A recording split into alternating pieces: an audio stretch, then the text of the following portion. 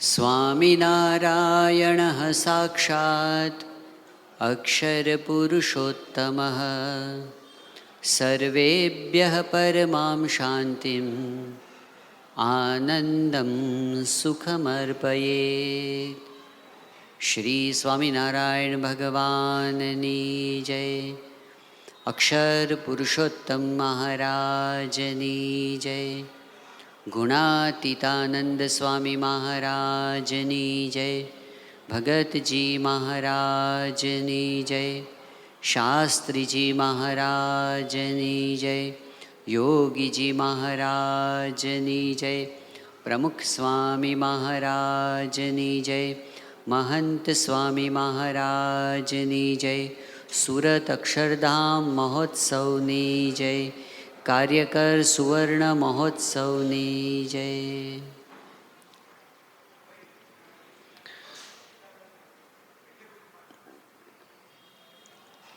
ભગવાન અને સંતની ઈચ્છા છે કે આપણે બધા પરમ સુખ અને શાંતિ પામીએ. એટલે મહંત સ્વામી મહારાજે કહ્યું કે સર્વેભ્ય પરમામ શાંતિમ આનંદમ સુખમ અર્પયિત. આપણી પણ ઈચ્છા છે કે આપણે શાંતિમાં રહીએ. ભગવાનની પણ ઈચ્છા છે કે આપણે શાંતિમાં રહીએ. આપણે શાંતિ જોઈએ છે, એમને શાંતિ આપવી છે, પણ તોય શાંતિ મળતી નથી. એનું શું કારણ હશે? આપણને આઈસ્ક્રીમ ભાવતો હોય, આપણે આઈસ્ક્રીમ જોઈતો પણ હોય અને સામેવાળા આપવા પણ તૈયાર હોય, તો પણ આઈસ્ક્રીમનું સુખ ક્યારે ન આવે? જ્યારે આપણને કંઈક બીમારી લાગુ પડી હોય ત્યારે. એટલે શાંતિ માટેની જે યોગ્યતા આધ્યાત્મિક પ્રગતિ છે. જેટલું આપણે અંદરથી ઘડાતા છે તેમ તેમ આપણને શાંતિ મળતી જાય છે. આપણે છેલ્લા 2 દિવસથી એ જોઈએ છીએ કે ક્યાં ક્યાં આપણે અટકી પડીએ છીએ, ક્યાં ક્યાં અવરોધ આવી જાય છે, આપણી શાંતિ છીનવાઈ જાય છે. પહેલે દિવસે આપણે જોયું હતું કે જ્યારે સંબંધોની બાબતમાં કંઈક કડવાશ આવે છે ત્યારે આપણને અશાંતિ થાય છે. એનો ઉકેલ આપણને બતાવ્યો કે સામેવાળી વ્યક્તિના હૃદયમાંથી કડવાશ કાઢવી એ આપણા હાથમાં નથી, પણ આપણે જો કડવાશ છોડી દઈએ તો આપણને શાંતિ થાય છે. બીજા દિવસે આપણે જોયું કે જ્યારે આપણે આચરણની અંદર ધર્મના નિયમોને બાજુમાં મૂકી અને કોઈ પણ ક્રિયા કરીએ છીએ ત્યારે એમાંથી અશાંતિ જરૂર થાય છે. શાસ્ત્રના નિયમો આપણા સુખ માટે છે, એ બંધન નથી, મુક્તિના સાધન છે. તો જ્યારે જ્યારે આપણાથી અયોગ્ય વર્તાશે ત્યારે એનું ફળ અશાંતિના રૂપમાં મળે છે. હવે જે વર્તાઈ ગયું હોય પૂર્વે એનું શું? તે વખતે આપણે જાણપણામાં ન હોઈએ, પાછળથી જાણપણું આવે તો નેવર ટુ લેટ. આ રસ્તો એવો છે, ગમે ત્યારે યુટર્ન લઈ શકાય છે. અને જ્યારે યુટર્ન લઈએ ત્યારે આપણને શાંતિનો અનુભવ થવા માંડે છે. ભગવાન અને સંત બહુ જ દયાળુ છે. એ આપણી કોઈ ભૂલ સામું જોતા નથી, કોઈ પણ ભૂલ માફ કરે છે. શરત એટલી કે આપણે નવેસરથી સુધારો કરવાની તૈયારી હોય તો એ જૂનું બધું જ ભૂલી જવા તૈયાર છે. નિષ્કપટ થવું, પ્રાયશ્ચિત્ત કરવું અને નવેસરથી આગળ વધવું. ત્રીજી વાત આપણે એ જોઈતી કે તૃષ્ણા આપણને દુઃખી કરે છે, અધૂરપ રાખે છે, આપણને કંઈ ચેન પડવા દેતી નથી, દોડાવે છે, અજંપો રાખે છે. જર્મનના એક પ્રસિદ્ધ તત્વજ્ઞાની થઈ ગયા શોફનહોવર નામના, એ ઉપનિષદના અભ્યાસી હતા અને એમણે ભારતીય શાસ્ત્રોનો અભ્યાસ કરીને સુખ માટેનું એક સૂત્ર આપ્યું. H=O/D.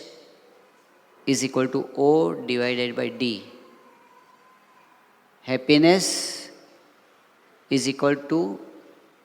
objects divided by desires. જો આપણી પાસે 10 ઓબ્જેક્ટ્સ હોય, 10 વસ્તુઓ હોય અને આપણને 10 વસ્તુઓની ઈચ્છા હોય તો 10/10 એટલે આપણું સુખ 1 યુનિટ થયું, 1.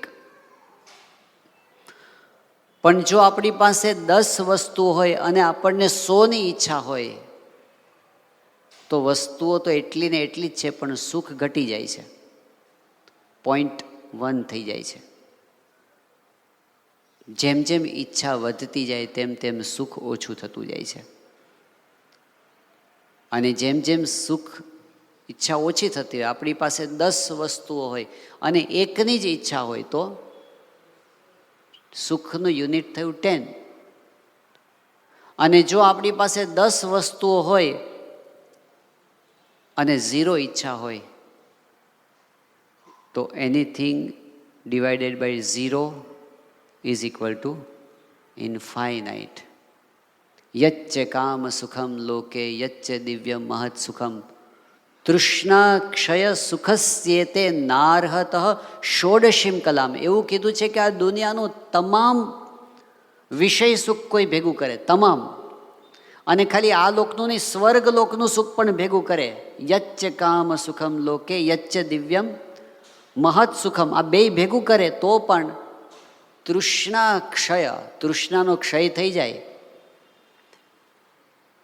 ઈચ્છાઓ અને તૃષ્ણાઓ મટી જાય, એનું જે સુખ આવે છે એ સુખ કેટલું છે? તૃષ્ણા ક્ષય સુખસ્યેતે નાર્હત ષોડશીમ કલામ. પેલું બધું જ ભેગો કરો તો પણ તૃષ્ણાના ક્ષયની સામે 16મા ભાગમાં પણ આવે નહીં. સત્સંગ આપણને એ શીખવાડે છે કે ઈચ્છાઓને ઓછી કરવી, તૃષ્ણાઓને ઓછી કરવી, જગતની લાલસાઓને ઓછી કરવી. એમનેમ નથી થતી, સમજણ માગે છે, મેચ્યોરિટી માગે છે, પાછી વૃત્તિ વાળવાની વાત આવે છે. અને એ જ વાત હવે આજે આપણે જોવાના છીએ. કઈ બાબતો આપણી શાંતિને રોકી રાખે છે, એમાં ચોથી બાબત અને સૌથી વધારે વ્યાપક બાબત હોય તો એ છે કે સંસારમાં આપણે ન ઈચ્છતા હોય એવું જ્યારે જ્યારે બને છે ત્યારે આપણને દુઃખ આવે છે, ત્યારે આપણને અશાંતિ થાય છે. પરિસ્થિતિઓ સ્થિર રહેતી નથી. કોઈક વસ્તુ સારી બને ને કોઈક વસ્તુ નરસી પણ બને. એટલે આ સંસારમાં ટોટલ કોઈ કાઢે તો છેલ્લે તો એવું જ લાગે કે દુઃખ છે. બહુ જૂની વાત છે કે પર્શિયાનો એક રાજકુમાર હતો જેનું નામ હતું પ્રિન્સ ઝેમાયર.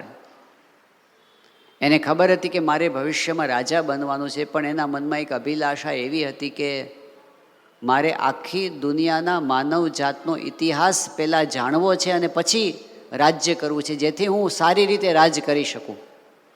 જ્યારથી માણસની ઉત્પત્તિ થઈ ત્યારથી અત્યાર સુધીનો ઇતિહાસ મારે જાણવો છે. હવે એવું કોઈ સંકલન એ વખતે થયેલું હતું નહીં, એટલે એણે પોતાના રાજ્યના 500 જેટલા પંડિતોને ભેગા કરીને પ્રોજેક્ટ સોંપ્યો કે તમે માનવ જાતનો ઇતિહાસ ભેગો કરીને લાવો, પછી મારે રાજ કરવું છે. હજી તો મારે રાજ કરવાને વાર છે, ત્યાં સુધીમાં તમે ઇતિહાસ ભેગો કરી આવો. બહુ મોટું કામ હતું. વર્ષોના વર્ષો નીકળી ગયા. આ બાજુ પ્રિન્સ છે કિંગ પણ બની ગયો. ત્યાર પછી એ લોકો લઈને આવ્યા, 50 ઊંટ લઈને આવ્યા હતા અને એક એક ઊંટ ઉપર 500 પોથીઓ લઈને આવ્યા હતા. આ વિશ્વનો ઇતિહાસ. પહેલાં એ કીધું કે બહુ મોડું થઈ ગયું છે અને મારી પાસે આટલો ટાઈમે નથી, આટલું બધું હું વાંચી શકું. એક કામ કરો, તમે આનો સંક્ષેપ કરીને લાવો. પહેલાં પાછા ગયા, પાછા વર્ષો વીતી ગયા. કેટલાય પંડિતો ઘરડા થઈ ગયા, કેટલાય તો મરી ગયા.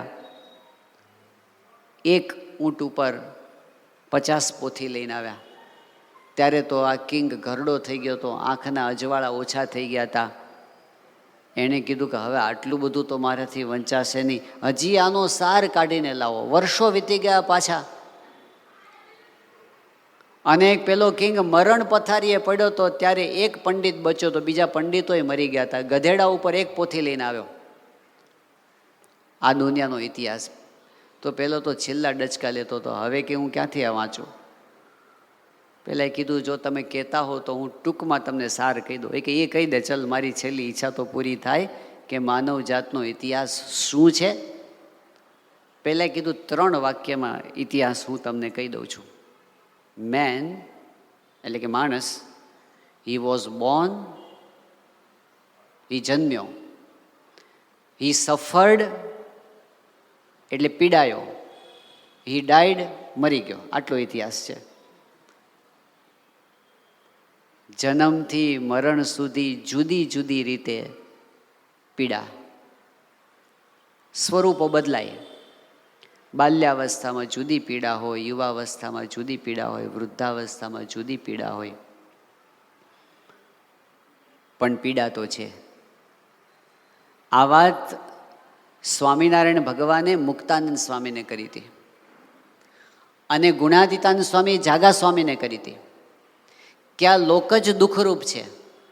તે આ લોકમાં તો ભગવાનને પણ વગર વાંકે દુખાવ્યા છે. એમ કહીને મહારાજે પોતે શ્રી કૃષ્ણ ભગવાનનું ચરિત્ર કહ્યું છે કે શ્રી કૃષ્ણ ભગવાનનો જન્મ જ જેલમાં થયો.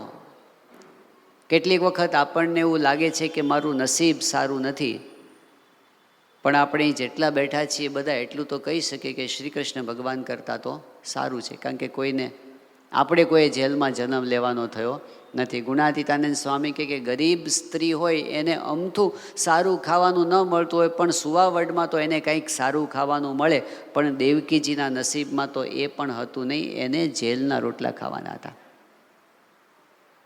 અને આ લોકની અંદર, આ સંસારની અંદર કોઈ પણ માતા હોય એને એના કરતાં વધારે દુઃખની ઘટના કઈ કહેવાય કે એની નજર સામે જન્મતાવેત એના 7 સંતાનોને પટકીને મારી નાખવામાં આવે.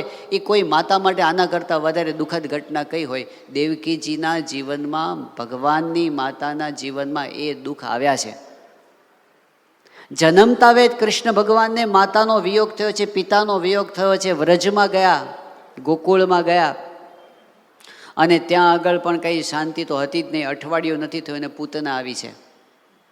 અને પછી તમે એનું બાળપણ આખું જુઓ. અઘાસુર ને બકાસુર ને ધેનુકાસુર ને વત્સાસુર ને વ્યોમાસુર ને કેશી ને અરિષ્ટાસુર ને અસુર ઉપર અસુર ઉપર અસુર, આખું બાળપણ ધમાલમાં ગયું છે. 11 વર્ષની ઉંમરે કંસનું તેડું આવ્યું. ચાણુર અને મુષ્ટિક મલ્લ સાથે યુદ્ધ થયું. એને માર્યા, કુવાલિયા પીડા, હાથીને માર્યો, કંસને માર્યો. થયું કે હવે શાંતિ થશે, પણ પછી તો ભણવા જવાનું થયું. જંગલમાં જઈને ભણ્યા છે, એમાં પણ કષ્ટો સહન કર્યા છે. ભણીને પાછા આવ્યા તો શ્રી કૃષ્ણ ભગવાનના જીવનની એક ટ્રેજેડી કઈ છે, એમના જેટલા લગ્ન થયા છે ને એકે સીધા નથી થયા, બધા યુદ્ધો કરીને થયા છે. તો લડાઈ કરીને પરણ્યા તે 16,108 રાણીઓ એમના ઘરમાં થઈ.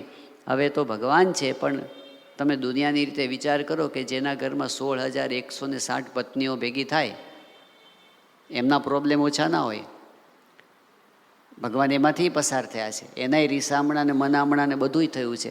એક રાણીને 10 દીકરાને એક દીકરી. હવે એ પરિવાર કેટલો મોટો! એ છોકરા કોક ત્યારે ઝઘડીને આવે. એકના પ્રશ્નો છે અને આવ્યા છે, એવા પ્રશ્નોય આવ્યા છે. તમે જુઓ, મહાભારતમાં જુઓ, ભાગવતમાં જુઓ, હરિવંશમાં જુઓ, પ્રશ્નો આવ્યા છે. એ બધા પ્રશ્નોમાંથી પસાર થયા છે. એમાં પાંડવો અને કૌરવોનું યુદ્ધ આવ્યું. શ્રી કૃષ્ણ ભગવાન સમજાવવા માટે ગયા. દુર્યોધનને બધી જ રીતે સમજાવવાની કોશિશ કરી. દુર્યોધન ન માન્યો તો ન માન્યો. ઘણી વખત વડીલોને એમ થતું હોય છે કે મારું ઘરમાં માનતા નથી. હવે કૃષ્ણ ભગવાનનું કોણ માન્યું? થયા ઝઘડા, યુદ્ધ થયું, ખલાસ થઈ ગઈ સેનાઓ અને પાછા આવ્યા તો યાદવા સ્થળી થઈ. પ્રભાસની અંદર ગયા હતા તો પિકનિક કરવા માટે, પણ મૈરેયક નામનો દારૂ પીધો અને પછી પેલા બોલાચાલી, પછી બથ્થમ બથ્થા, પછી શસ્ત્રો ઉગામ્યા અંદર અંદર. બાપને દીકરો લડે, ભાઈને ભાઈ લડે, કાકોને ભત્રીજો લડે. કોઈ પણ પિતાની નજર સામે એના બે દીકરા એકબીજાનું ખૂન કરી નાખે એ કેવી પરિસ્થિતિ હશે? કૃષ્ણ ભગવાને એ નજરે સામે જોયું છે. અંદર અંદર કપાઈ ગયા બધા. અને છેલ્લે કૃષ્ણ ભગવાને પોતે પણ એ જ પરિસ્થિતિમાં દેહ મૂક્યો છે. આમાં ક્યાંય એવું લાગે છે કે નિરાત હોય, એમની મરજી પ્રમાણે બધું શાંતિથી થયું હોય?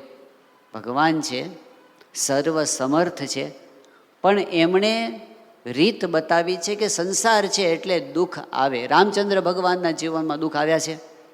ગઈકાલે આપણને પૂજ્ય ડૉક્ટર સ્વામીએ બહુ સરસ રામાયણની વાતો કરી. સીતા માતાના જીવનમાં કષ્ટો આવ્યા છે. શું વાંક હતો એમનો? કયા પાપનું ફળ એમને ભોગવવાનું હતું? પણ આ લોક દુઃખરૂપ છે, ભગવાનને કંઈ પાપ નથી હોતા. એમણે કષ્ટો સહન કર્યા છે એટલે આપણને કહે છે કે સ્વીકાર. સ્વામિનારાયણ ભગવાને સાક્ષાત પરબ્રહ્મ પુરુષોત્તમ નારાયણ છે, છતાં પણ એમણે પણ કષ્ટો સહન કર્યા છે. નીલકંઠ વર્ણી વેશે એમને જે ફિઝિકલ કષ્ટો સહન કર્યા છે ને એના 100મા ભાગને આપણે ક્યારે આવવાના નથી. અને ત્યાર પછી પણ એમને જે કારણ વગરના અપમાનો સહન કરવાના થયા, વિરોધો સહન કરવાના થયા. સ્વામિનારાયણ ભગવાનના પરમહંસો કીડી જેવા જીવને પણ ડૂબવે નહીં એવા આ સંતો, અને એમને મારવામાં આવે, મારી નાખવામાં આવે. એ કષ્ટો એમણે સ્વીકાર્યા છે. આશ્ચર્યની વાત તો એ છે કે સ્વામિનારાયણ ભગવાને કે એમના પરમહંસોએ કે સમગ્ર ગુણાતીત ગુરુ પરંપરાએ એક પણ પ્રસંગ એવો નથી કે એમણે કોઈને શાપ આપ્યો હોય. નારદજી અને સંકાદિક મહાન સંતો છે, પણ એમણે ક્યારેક તો કોકને શાપ ફટકારી દીધો છે, પણ એમણે ક્યારેય કોઈને શાપ આપ્યો નથી. એમને ઘણા દુઃખો આવ્યા છે, વાંક વગર દુઃખો આવ્યા છે. આપણી ગુરુ પરંપરાને જોઈએ, પ્રમુખ સ્વામી મહારાજ, મહંત સ્વામી મહારાજ, શારીરિક દુઃખો આવ્યા છે જેને આપણે કષ્ટ કહીએ છીએ. લોકો તરફથી અપમાનો થયા છે વાંક વગર, એ આપણે જોઈએ છે. સંભાવિતસ્ય ચા કીર્તિર મરણાદ અતિરિચ્યતે, ભગવદ્ ગીતામાં કહ્યું. આવા પ્રતિષ્ઠિત વ્યક્તિને માટે તો અપમાન એ મૃત્યુ કરતાં પણ અધિક છે. એવા કષ્ટો એમણે સહન કર્યા છે, વાંક વગરના આક્ષેપો સહન કર્યા છે, બહારના કષ્ટો સહન કર્યા છે, અંદરના કષ્ટો સહન કર્યા છે, નિષ્ફળતાઓને સ્વીકારી છે, આર્થિક સંકળામણો સહન કરી છે. તમે યોગી બાપાના પત્રો વાંચો, લિખિતન યજ્ઞ પુરુષ દાસજીની અંદર, કે માગનારા જીવ ખાય છે, માધવજીભાઈ પાણા મોકલતા નથી, અને રોજ આ કડિયાને કારીગરો સાથે કજિયા થાય છે. આ બધામાંથી પસાર થયા. ભગવાનના સાક્ષાત ધારક સંત છે, પણ આપણને એમણે આ સંસારની રીત બતાવી કે આપણે જન્મ ધારણ કર્યો છે તો આ બધું જ આવવાનું છે. આ સિલેબસ છે. આમાંથી બધાએ કોઈક ને કોઈક રીતે પસાર થવાનું છે, એક રીતે નહીં તો બીજી રીતે. પણ ફેર ક્યાં પડે છે? સુખ દુઃખ इस संसार में सब काहू को होय, ज्ञानी काटे हंस करके मूर्ख काटे रोए. આટલો ફેર પડે છે. જ્ઞાની છે હસી હસીને, અને મૂર્ખ છે રોઈ રોઈને. મહારાજે સારંગપુરના 18મા વચનામૃતમાં કહ્યું કે મૂર્ખ માણસ હોય એને કોઈ મૂંઝવણ આવે ત્યારે શું કરે? તો મહારાજ કહે છે કાં તો સૂઈ રહે, કાં તો કોઈ સાથે ઝઘડો કરે, કાં તો ખાવાનું બંધ કરી દે. અતિશય મૂંઝાય તો છેવટે બાકી મરે પણ ખરો. આ મૂર્ખ આવા ઉપાયો કરે છે. મહારાજ કે એવી રીતે કોઈ દિવસ મૂંઝવણનો અંત આવતો નથી, પણ એક વસ્તુથી મૂંઝવણનો અંત આવે છે. એક વસ્તુ કઈ? એ એક વસ્તુ કઈ? તો મહારાજે કીધું કે સમજણ. સમજવું હોય એ જ સુખી થાય છે. સમજણ એટલે મેચ્યોરિટી, સ્પિરિચ્યુઅલ મેચ્યોરિટી. ઘણી વખત માણસ બુદ્ધિમાન તો હોય છે, સમજુ નથી હોતો. બુદ્ધિમાન એટલે સારામાં સારું ટેકનિકલ માઇન્ડ દોડતું હોય. બુદ્ધિમાન એટલે સારામાં સારું મેનેજમેન્ટ કરી શકતો હોય. બુદ્ધિમાન એટલે સારામાં સારી આર્ટ હોય એની અંદર, પણ સહન કરવાનું આટલું આવે ને એ સહન ન કરી શકે. એમાં મેચ્યોરિટી નહીં. નાની બાબતમાં જિંદગીથી હારી જાય, આપઘાત સુધી પહોંચી જાય. સમજદારીનો અભાવ. સત્સંગ આપણને સમજદારી આપે છે અને એનાથી જ શાંતિ થાય છે. જે નિષ્કુળાનંદ સ્વામીએ ગાયું કે સખી સમજણમાં ઘણું સુખ છે, મોટું માતમ રે, મોટું માતમ રે, જાણજે મન માય, સમજણમાં ઘણું સુખ છે. ઘણું સુખ છે, ઘણી શાંતિ છે અને સાચી શાંતિ છે સમજણમાં. એ વિના એકેય વસ્તુ કામ લાગે તેમ નથી. કોઈ વ્યક્તિ એવું વિચારી લે કે મને તો જ સુખ રહે કે મારા જીવનમાં એકેય કઠિન પરિસ્થિતિ આવે જ નહીં. પોસિબલ જ નથી. શ્રીમદ ભગવદ્ ગીતાના આરંભે કૃષ્ણ ભગવાને અર્જુનને જે સીધો વિધેયાત્મક ઉપદેશ કોઈ એક આપ્યો હોય તો એ આ આપ્યો છે કે માત્રા સ્પર્શાસ્તુ કૌંતેય શીતોષ્ણ સુખ દુઃખદાહ આગમા પાયન અનિત્યા તાન સ્થિતિક્ષસ્વ ભારત. કે છે કે જો આ સંસાર એવો છે કે જેમાં સુખ અને દુઃખ આવશે. અર્જુનને કે છે એ ક્યારેક શીત હશે, ક્યારેક ઉષ્ણ હશે, ક્યારેક ગમે એવું હશે, ક્યારેક ન ગમે તેવું હશે, પણ તારે શું કરવાનું છે? તાન સ્થિતિક્ષસ્વ ભારત. તારે ખમતીધર થવાનું છે, તારે મજબૂત થવાનું છે, તારે સહન કરતા શીખવાનું છે. એવું નથી કીધું કે તારા જીવનમાં મુશ્કેલી નહીં આવવા દો. પોતાનો પ્રિય શિષ્ય છે પણ તો પણ કીધું મુશ્કેલી આવે તારે મજબૂત થવાનું છે. ભગવાન અને સંત આપણને મજબૂત કરવા માગે છે. પોચા પોચા રહેશું તો નાની નાની બાબતમાં રડતા જ રહેશું. મજબૂત થવું એટલે કે સમજણ કેળવવી. ગરડા મધ્યના 60મા વચનામૃતની અંદર મુક્તાનંદ સ્વામીએ મહારાજને પ્રશ્ન પૂછ્યો છે કે આ લોકમાં તો કેટલીક પ્રકારના વિક્ષેપો આવે છે, એમાં ભગવાનનો ભક્ત કેવી રીતે સમજે તો અંતરે સુખ રહે. મુક્તાનંદ સ્વામીનો પ્રશ્ન પણ મર્મવાળો પ્રશ્ન છે. મુક્તાનંદ સ્વામી એવું નથી કહેતા કે એ વિક્ષેપ ન આવે એવું કંઈક કરો, એવું નથી કહેતા.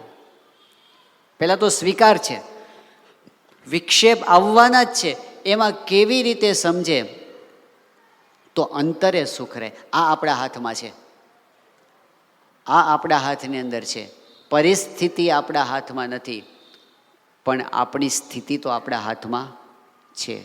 બહારની પરિસ્થિતિના આધારે આપણા સુખ દુઃખ હશે તો કોઈ દિવસ આપણે સ્થિર નહીં થઈ શકીએ. એટલે મુક્તાનંદ સ્વામી કહે છે કે કેવી રીતે સમજે તો ભગવાનના ભક્તને અંતરે સુખ રહે. એના જવાબની અંદર મહારાજે 3 વાત કરી છે. મહારાજે કીધું કે 3 સમજણ હોય તો સુખી થવાય. એમાં પહેલી વાત મહારાજ કહે છે કે દેહથી નોખો જે પોતાનો આત્મા એનું નિરંતર અનુસંધાન. આપણે આત્મા છીએ, આ પહેલી વાત. બીજી વાત મહારાજ કહે છે કે જગતના નાશવંતપણાનું અનુસંધાન. આ જે દુનિયા આપણને દેખાય છે એ થોડાક સમય માટેની છે. અને ત્રીજી વાત કરી જે સૌથી મુખ્ય છે, ભગવાનના મહિમાનું અનુસંધાન. આ 3 વાત, આ 3 સમજણ એ જેટલી વધારે આપણા હૃદયની અંદર સ્થિર રહે એટલો સમય આપણે શાંતિમાં છીએ, સુખમાં છીએ. એમાંથી બહાર નીકળ્યા એટલે વિક્ષેપો ઊભા જ છે. તો પહેલી વાત કરી કે દેહથી નોખો જે આત્મા તેનું જે નિરંતર અનુસંધાન. ભૂલ્યા છીએ આપણે પોતાના સ્વરૂપને. હું કોણ છું? આપણને તો એવું છે કે અરીસામાં જઈને ઊભા રહીને આપણને જે દેખાય તે હું છું. આપણને નાનપણથી જે શીખવાડવામાં આવ્યું છે કે આ તારી માં ને આ તારો બાપ ને આ તારી નાત ને આ તારું ઘર ને આ તારી વાડી ને આ તારો ઘોડો. બહુ લાંબુ લિસ્ટ પ્રથમના 70મા વચનામૃતમાં છે. એ જે કંઈ શબ્દો આજુબાજુના વાતાવરણમાંથી આપણને મળ્યા છે, આપણે પોતાને દેહ માનીએ છીએ, લોકોએ આપણને દેહ માને છે, એટલે આપણે એમાં ને એમાં જ ગૂંચાયેલા રહીએ છીએ. પણ આ સત્સંગની પાયાની સમજણ છે, હું દેહ નથી. મહારાજે અગતરાયની અંદર ભીમભાઈના ખેતરની અંદર એક હરિજન જ્ઞાતિના બાળકને પ્રેમથી સમજાવ્યું હતું કે તું બોલ કે હું આત્મા છું.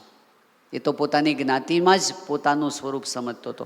મારે 100 વાર બોલાવ્યું કે તું બોલ કે હું આત્મા છું. આ નાત જાત હું નથી, આ તો હમણાંનું છે, પણ આ દેહથી નોખો જે આત્મા તે હું છું. તો મહારાજે એક સાધારણ બાળકને પણ એ શીખવ્યું અને પરમહંસોને પણ એ જ શીખવાડ્યું. જે પરમહંસોને મહારાજે એવું કીધું કે જેવા છે આ આત્માનંદ એવા હોતે બોલો મુનિ ઉંદ, અને પરમહંસો ઊભા થઈ ગયા કે મહારાજ. પછી સંત ઉઠ્યા જોડી હાથ, જેમ કહો તેમ કરીએ નાથ. કો તો મટકું ન ભરીએ મીટે, કો તો અન્ન ન જમીએ પેટે, કો તો તજીએ છાદનનો સંગ, રહીએ હિમમાં ઉઘાડે અંગ, કો તો પીવું તજી દઈએ પાણી, રહીએ મૌન ન બોલીએ વાણી, કો તો બેસીએ આસન વાળી, નવ જોઈએ આ દેહ સંભાળી. એમ હિંમત છે મનમાં એ, તમે કહો તો કેમ ન થાય. મહારાજ તમે કોને, અમે જે કહો તે કરવા તૈયાર છે. ત્યારે મહારાજ બોલ્યા કે તમે બોલ્યા તે સર્વે સાચું, બીજા માએ પણ નથી કાચું, પણ એક વાત કહું માનો તેહ, આપણે આત્મા નહીં દેહ. મહારાજ પરમહંસોને પણ એ જ કહે છે કે તમે દેહ નથી, તમે આત્મા છો. આ આત્મજ્ઞાન, આત્મવિચાર આપણા શાસ્ત્રોએ આપણી આઈડેન્ટિટી આપણને આપી છે.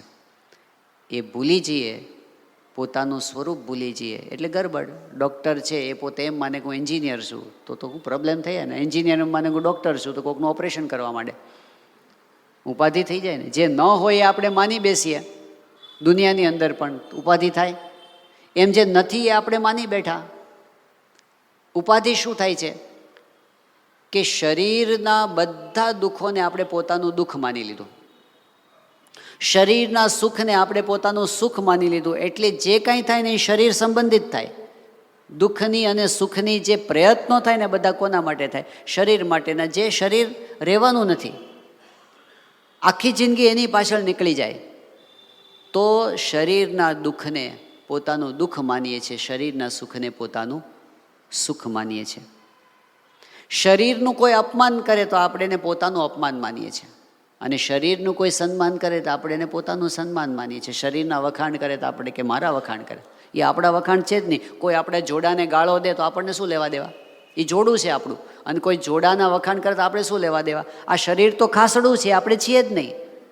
આપણી ઓળખ જ જુદી છે. હવે કોઈ માણસ છે, ધારો કે આમ બાઇક લઈને આવતો હોય અને અહીંયા દરવાજામાં એન્ટર થવા આવે ને કોઈને રોકે અને પછી કહે કે તું કોણ છે, અને પોતાનો પરિચય આપે કે હું સ્પ્લેન્ડર છું, હીરો સ્પ્લેન્ડર. મારો જન્મ ગુડગાંવની ફેક્ટરીમાં થયો છે. પેટ્રોલ પીવું છું, 120 કિલોમીટરની સ્પીડમાં દોડું છું, મહિને સર્વિસ કરાવવી પડે છે, એ હું છું. આવું કોઈ કહે તું ક્યાં છે? આ તો તારું બાઇક છે.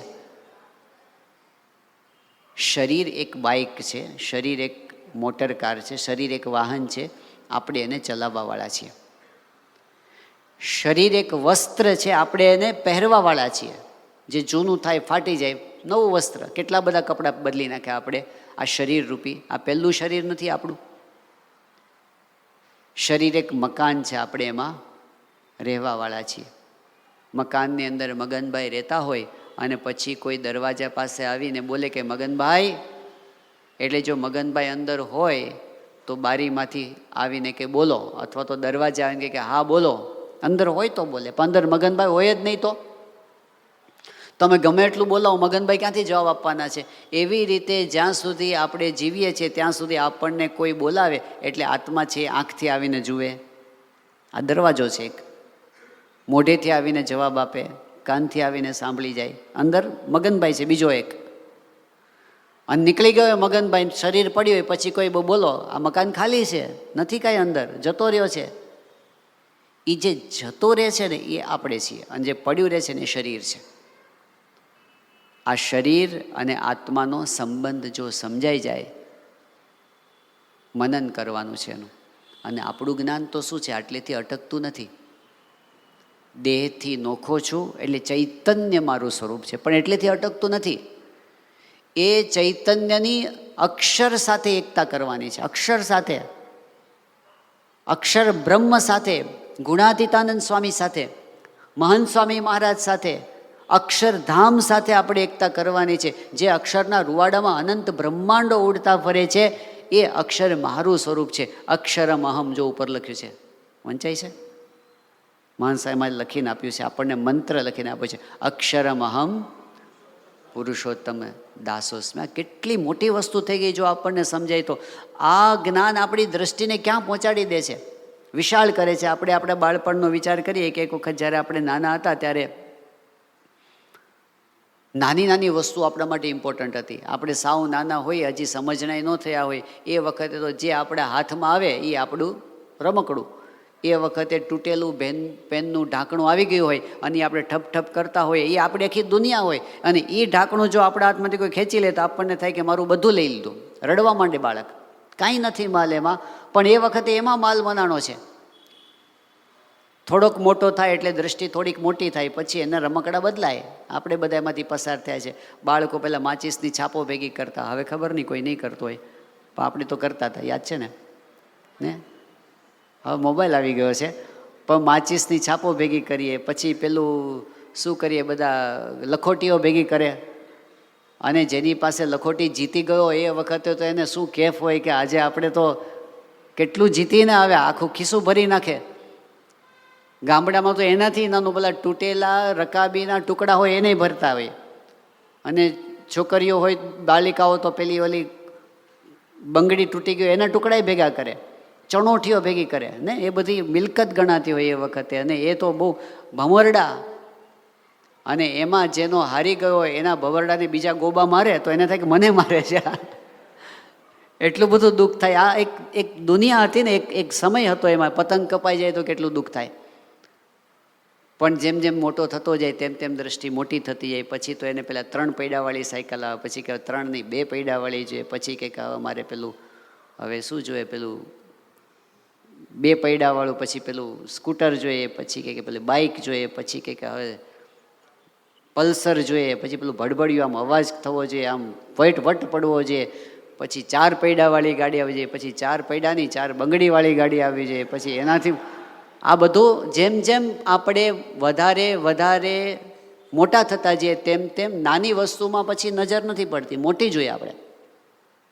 હવે આ દુનિયામાં આપણે ગમે તેટલા મોટા થઈએ, ગમે તેટલા ધનવાન ને ગમે તેટલા સત્તાવાન આપણે થઈએ, તો મોટામાં મોટી દ્રષ્ટિ પહોંચે તો ક્યાં સુધી પહોંચે કે આ દુનિયામાં દેખાય છે ત્યાં સુધી. પણ સત્સંગ આપણને ક્યાં પહોંચાડે છે કે જે અક્ષરના એક રૂવાડામાં અનંત બ્રહ્માંડો અણુની પેઠે ઉડતા ફરે છે, એવું જે પુરુષોત્તમ નારાયણનું ધામરૂપ અક્ષર, એ રૂપ તો આપણે પોતાને માનવાનું છે. પોતાને હું અક્ષર છું એની સાથે એકતા કરવાની છે. તો ગુણાતીતાનંદ સ્વામી કે અક્ષરની દ્રષ્ટિને જે પામે એને આખા બ્રહ્માંડનો પ્રલય થાય ને તો પણ થડકો ન થાય. તો પછી આ લોકનું કયું દુઃખ છે એના માટે કહો? જે આત્મદ્રષ્ટિને પામે છે, જે ચૈતન્ય દ્રષ્ટિને પામે છે, અને છે તો હકીકત, સાચું તો છે જ, પણ ભ્રાંતિ, દેહભાવનું આવરણ, નાના દુઃખ આપણા માટે મોટા થઈ ગયા. પેલું એક હેનરી નામનો છોકરો હતો, એને એવું થઈ ગયું કે હું ઘઉંનો દાણો છું. આ મનમાં ઊંધું જ્ઞાન સેટ થઈ ગયું. જેમ આપણને મનાઈ ગયું ને હું દેહ છું, એમ એને શું થઈ ગયું, હું ઘઉંનો દાણો. તો આમ નોર્મલ જ જીવતો હોય, પણ જ્યારે કોઈ કુકડાને જુએ ને એટલે બહુ એને એકદમ બીપી વધી જાય, એને પરસેવો છૂટવા મળે, ત્યાંથી ભાગવા મળે, આ મને ખાઈ જશે, કારણ કે હું ઘઉંનો દાણો છું ને આ મને ખાઈ જશે. એને સાયકાટ્રિસ્ટ પાસે લઈ ગયા, એને ટ્રીટમેન્ટ આપી કે જો બેટા તું તો હેનરી છે, તું માણસ છે, તું ક્યાં ઘઉંનો દાણો છે. ધીમે ધીમે પહેલું સિટિંગ, બીજું, ત્રીજું, 5મું, 10મું સિટિંગ કાઉન્સેલિંગ થયું અને પછી એને મનાઈ ગયું. બધાએ ડૉક્ટરે કીધું બોલ શું છે, તું કોણ છે? કે હેનરી. તું ઘઉંનો દાણો છે? કે ના હું ઘઉંનો દાણો નથી. તું કોણ છે? તું હેનરી છું. એના પપ્પાને કીધું આ છોકરો સાજો થઈ ગયો છે, લઈ જાઓ. એ દવાખાનામાંથી હેઠે ઉતરીને થોડેક આગળ લઈ ગયા અને કુકડો દેખાણો, પાછો ભાગ્યો. એટલે એને પિતા ફરી ડૉક્ટર પાસે લઈને આવ્યા કે આ તો હજી ભાગે છે. ડૉક્ટરે કીધું કે બોલ બેટા તું કોણ છે? કે હું હેનરી છું. તું ઘઉંનો દાણો? કે ના નથી. તું ભાગે છે શું કામ? એ કે મને ખબર છે કે હું ઘઉંનો દાણો નથી. ઓલા કુકડાને ક્યાં ખબર છે? એ તો મને ખાઈ જ જશે. આ આત્મજ્ઞાનમાં આવું થાય છે કે આપણે નક્કી કર્યું હું આત્મા છું, આત્મા છું. મન થાય ઓલો સામેવાળો ક્યાં મને ખબર છે, એ તો મારા શરીરને જોઈને, મારી આવડતને જોઈને, મારા રૂપને જોઈને, મારી નોકરીને જોઈને, મારી બધું જોઈને મારો નિર્ણય કરે છે ને, એટલે એ મને આમ સમજે છે, એનું દુઃખ આપણને રહે છે. અરે આપણે જે છીએ તે છીએ, એને જે સમજવું તે સમજે. પણ જો આત્મા છીએ તો અક્ષરમહમ પુરુષોત્તમ દાસોસ્મી એ જ્ઞાન આપણને બધા દુઃખમાંથી બહાર કાઢી નાખે છે. પહેલી સમજણ એ કીધી કે હું દેહ નથી પણ આત્મા છું. મહારાજ બીજી સમજણ કહે છે કે જગતના નાશવંતપણાનું અનુસંધાન. આમ તો આપણે બધા જાણીએ છીએ, કોને ખબર નથી કે આ સંસારમાં કોઈ આપણે 150 વર્ષનો માણસ જોયો નથી.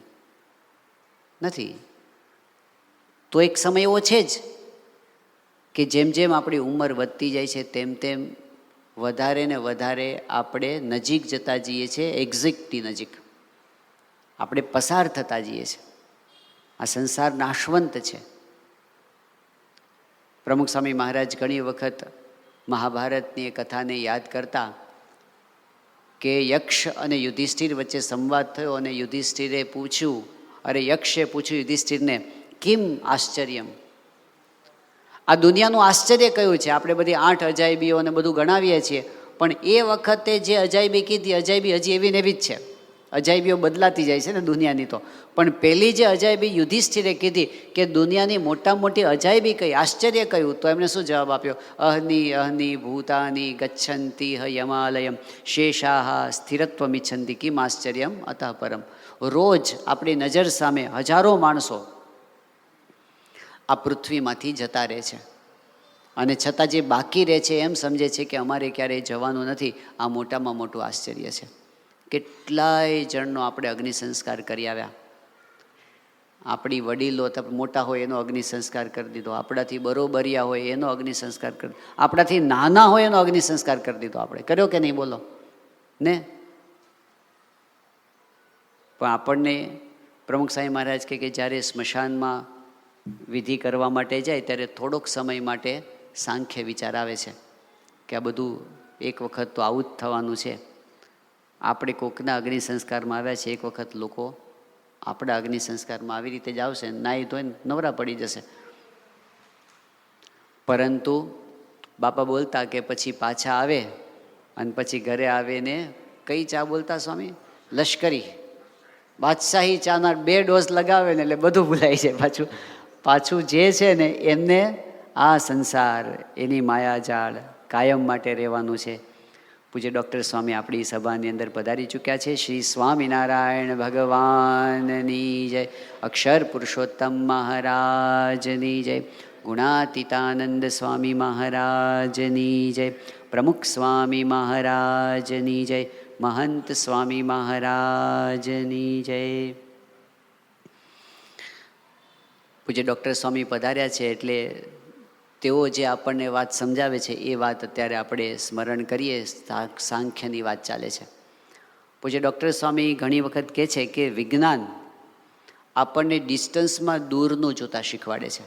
ડિસ્ટન્સમાં એટલે આપણે અહીંયા દાખલો કે બેંગ્લોરમાં બેઠા છીએ અને એથી 10,000 કિલોમીટર દૂર, ધારો કે અમેરિકામાં કે કેનેડામાં લોસ એન્જલસની અંદર કોઈ વ્યક્તિ બેઠા હોય અને ત્યાંથી વિડીયો કોલ કરે તો આપણે અહીં બેઠા બેઠા ડિસ્ટન્સમાં 10,000 કિલોમીટર દૂરનું આપણે જોઈ શકીએ છીએ. વિજ્ઞાને આપણને એ સુવિધા આપી છે. પછી ડૉક્ટર સ્વામી કહે છે એમ અધ્યાત્મ છે ને આપણને ટાઈમમાં દૂરનું જોતા શીખવાડે છે, ટાઈમમાં. અને પછી તેઓ કહે છે કે ટાઈમમાં દૂર જોવું એટલે શું? તો દાખલા તરીકે આજે આપણે બેઠા છીએ, આ ઓગસ્ટ મહિનાની 3જી તારીખ છે અને 2024નું વર્ષ છે ને, 3/8/2024. ટાઈમમાં દૂરનું જોવું એટલે શું? તો 3/8 એટલે કે 3જી ઓગસ્ટ 2124માં જતા રહો. આજથી 100 વર્ષ પછી એ તારીખ તો એક વખત પૃથ્વી પર આવવાની છે ને. 3/8/2124 નામની તારીખ તો આવશે ને. એ વખતે આપણે જે બેઠા છીએ આ જ સ્થળને જુઓ તમે, એ વખતે પણ શ્રાવણ મહિનો જ ચાલતો હશે અને એ વખતે પણ શાંતિના રાજમાર્ગની પારાયણ જ ચાલતી હશે. અને એ વખતે અત્યારે તો આપણે અહીંયા છીએ, પણ આ તો ખબર નહીં કેટલો વિકાસ થયો હશે. સરલજીવન સ્વામી આ તો આપણું કદાચ 10,000 માણસોની સભા બેઠી હશે. બધું વધ્યું હશે ને સત્સંગ 10,000, પણ સભા તો હશે ને મૂળ તો. આ તો 2124ના દિવસે બેંગ્લોરની અંદર પારાયણ જે ચાલતી હોય એની સભાની વાત ચાલે છે. એ સભાને જુઓ 100 વર્ષ પછીની. હવે પછી એમાં જુઓ, એમાં આપણે જેટલા બેઠા એમાંથી કેટલા છીએ? કોઈને ઊંડે ઊંડે એવી શંકા છે કે હું હોઉં તો હોઉં? આટલા નાના બાળકો બેઠા છે, આપણે એમને શુભેચ્છા પાઠવીએ કે એ ખુરશીમાં બેઠા હોય, લાકડી હશે કદાચ હાથમાં, 100 ઉપર જીવનારા હોય, પણ આપણે જેટલા બેઠા છીએ સભા તો આવી જ થશે ને વાતો પણ આવી જ થશે. પણ એક દિવસ એવો જરૂર આવવાનો છે કે આપણે બધું છોડીને જવાનું છે. અને જ્યારે આ બધું છોડીને જવાનું તો દુનિયાની જાહો જલાલીએ છોડીને જવાનું, દુનિયાના પ્રોબ્લેમે છોડીને જવાનું. ક્યાં બહુ લાંબો સમય આ બધું રહેવાનું છે?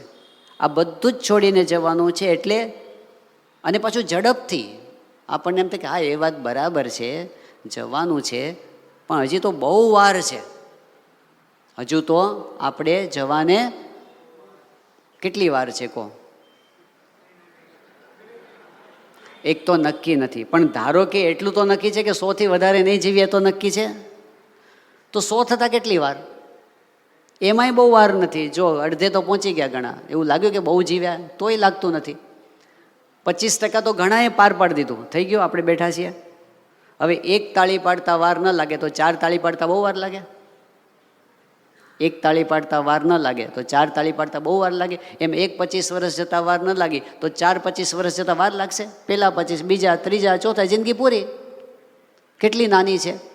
સવાર થાય ને સાંજ પડે છે, દિન ઉપર દિન જાય જે આજકાલ કરતાં આવરદા જોને ઓછી થાય. ક્યાં વર્ષો જતા રહે છે. હમણાં આજે બપોરે યાદ કર્યું કે અહીંયા અમારે આવવા બેંગ્લોર આવવાનું થયું હતું. અમે ભણતા હતા અને ત્યારે પરીક્ષા આપવા માટે આવવાનું થયું હતું 2004ની સાલમાં, અને 5ની સાલમાં એક પારાયણ તે નિમિત્તે આવવાનું થયું હતું. 20 વર્ષ જતા રહ્યા, ખબર જ નથી પડતી. કેટલા ઝડપી દિવસો જાય છે. હવે 20 વર્ષ જતા રહ્યા તો હવે કેટલા 20 બાકી રહેલો? જેમ આ 20 ગયા ને એમ જ બીજા ત્રીજા પૂરું થઈ ગયું. બહુ લાંબો સમય છે જ નહીં. તો પછી આપણે કઈ વસ્તુ માટે ચિંતા કરવા જેવી છે? Don't sweat the small stuff and it's all small stuff. એવું કહેવાય છે, નાની નાની બાબતોની ચિંતા કરવી નહીં. અને બીજું વાક્ય કયું છે? બધી બાબતો નાની જ છે. કઈ બાબત મોટી છે કહો? નાની બાબતમાં ચિંતા ન કરવી, બધી બાબતો નાની છે. મોટી બાબત એક જ છે કે અક્ષરધામ આપણા બાપનું છે. એ તો છે જ.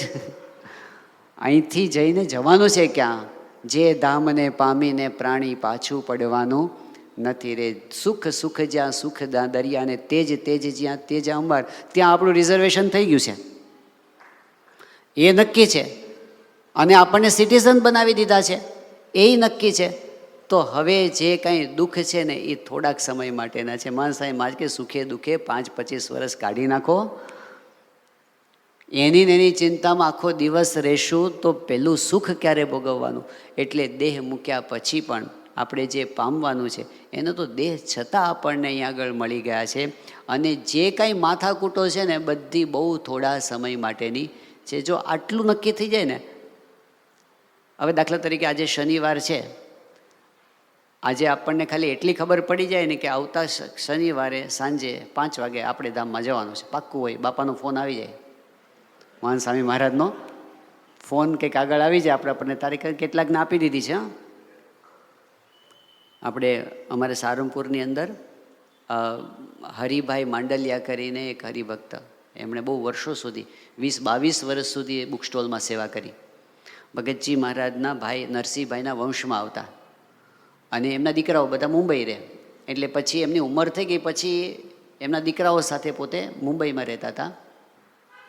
તો 2017ની સાલમાં હવે એમની પછી તબિયત કથળતી ગઈ, અને પછી ડૉક્ટરે પણ કીધું કે હવે એમને ઘરે જ રાખીને સેવા કરો.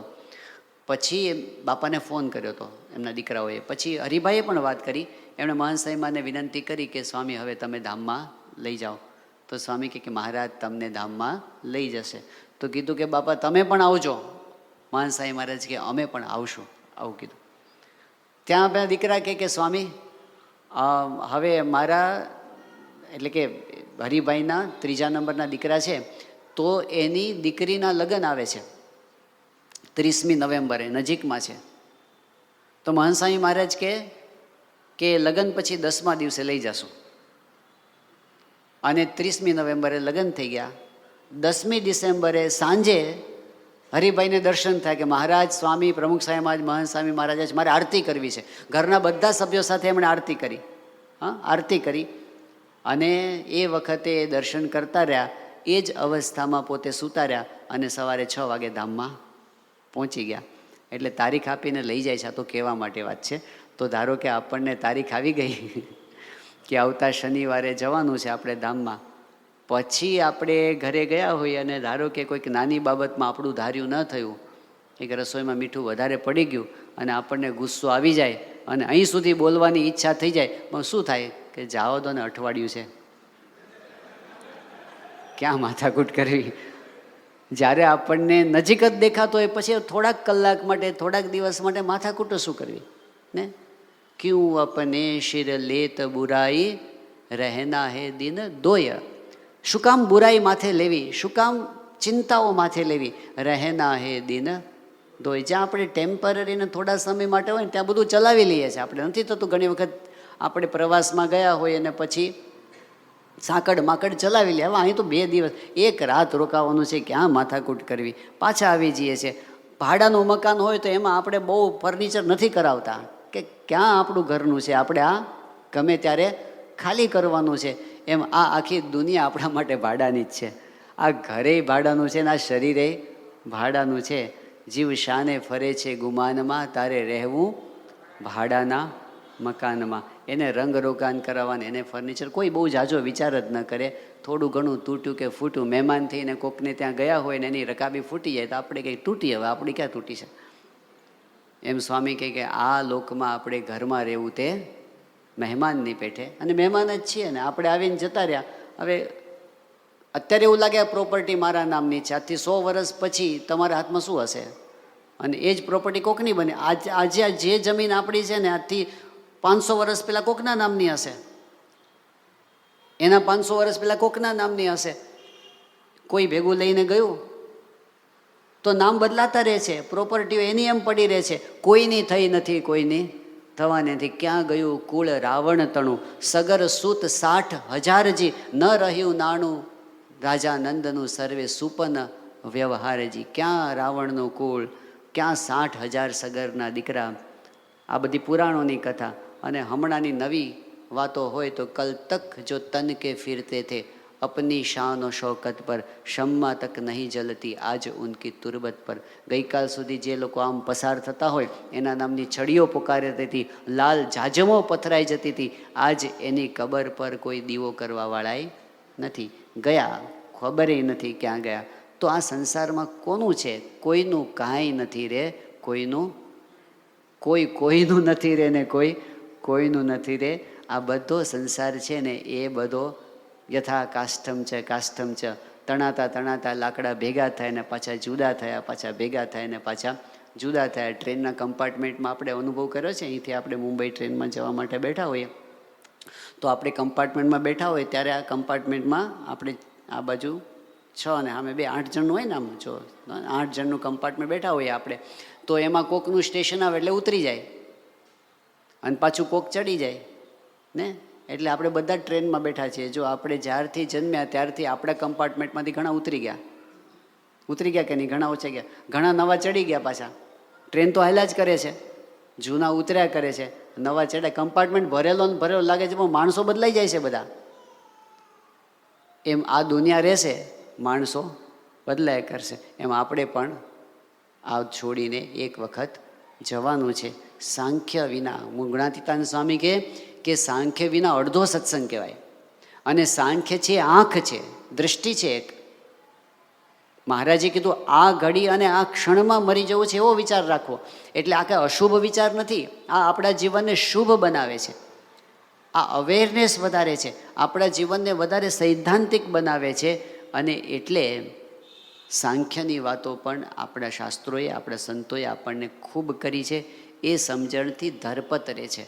સંસારની જવાબદારીઓ તો નિભાવવાની છે, પણ આપણને ધરપત રહે છે કે આનું મૂલ્ય આટલું જ છે, આનાથી વધારે નથી. એટલે ચિંતા કરવી હોય તો કરવાની, પણ માપની કરવાની, પછી બહુ કરકર નહીં કરવાની.